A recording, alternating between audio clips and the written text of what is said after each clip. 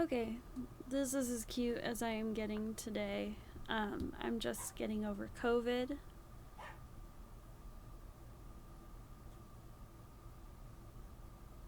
My dogs suck.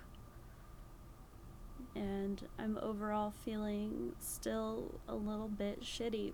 So, I've been thinking and I've been racking my brain trying to figure out a good breakdown book for this video, but I really didn't read anything that super interesting to me that would warrant a full-on breakdown. At least nothing that I wouldn't want you guys to go out and read yourselves. So I figured that I would use this video to recommend a few of my absolute all-time favorite books to you guys. I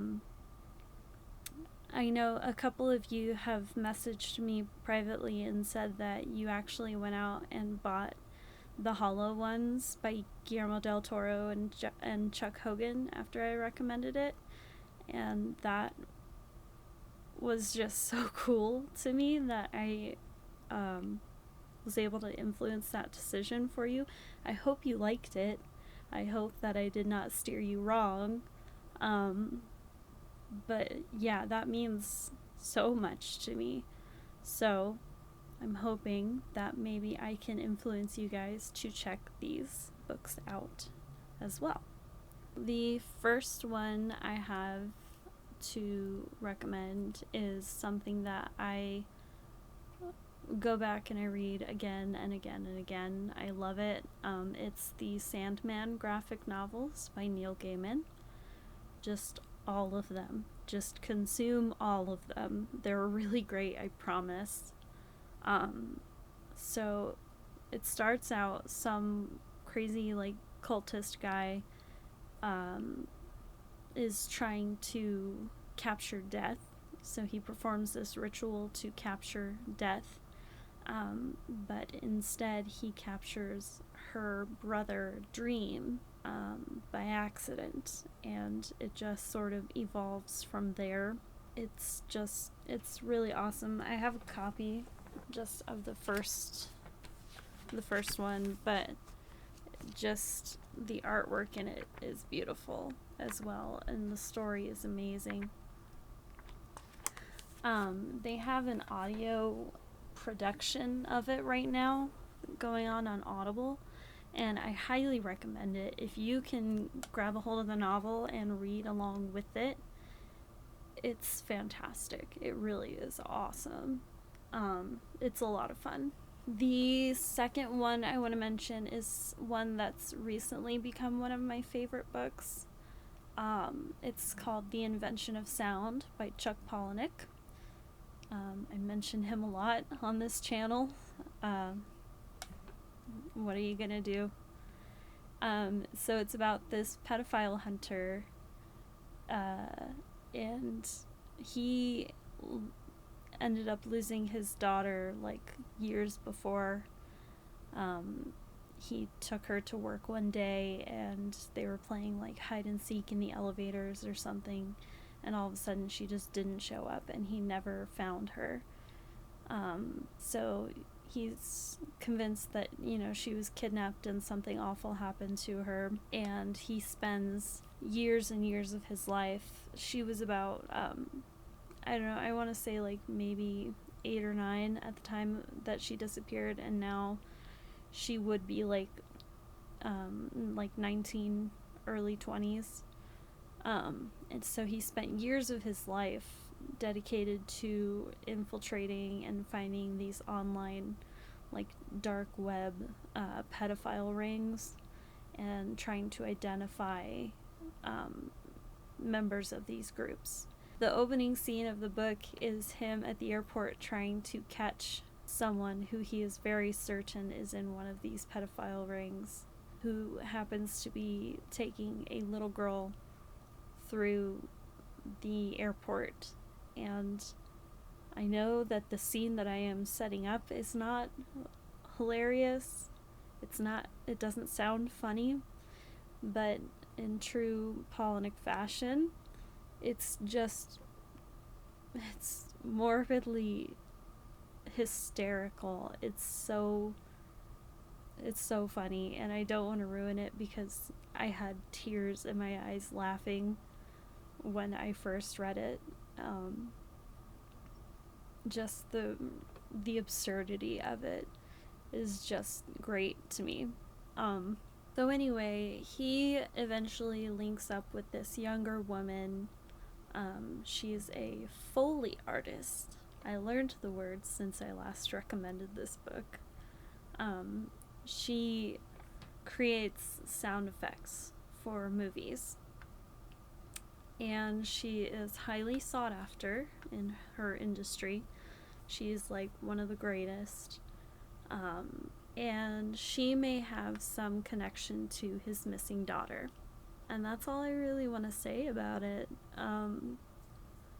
You really have no idea where it's going from start to finish, and it's a wild ride, and it's a lot of fun. So I definitely recommend checking it out. The third and final book that I would like to recommend is called House of Leaves by Mark Z. Danielowski. And it's probably been one of my favorite books since I was like 15. I ended up finding it because I was a fan of a musical artist who goes by Poe, and that's actually the writer's sister, and she did a whole album where she referenced a lot of what's in the book, and so I went and checked out the book from there, and I fell in love with it. It's really beautiful, it's really surreal, and I literally can't even explain it to you past that. It's crazy. It's very uniquely written. Like here, I'll show you if I can. Let's see, like here. So just the way that the words are on each page and how he plays with that is just crazy to me. Like, there's some pages that the words just go off into like a spiral, and it's crazy. There's this really cool, I was looking up like summaries on how to even go about explaining this book, and I found this really cool little snippet to sort of explain a little bit of it. It calls it a meta-metaphor. So I'm going to read that really fast.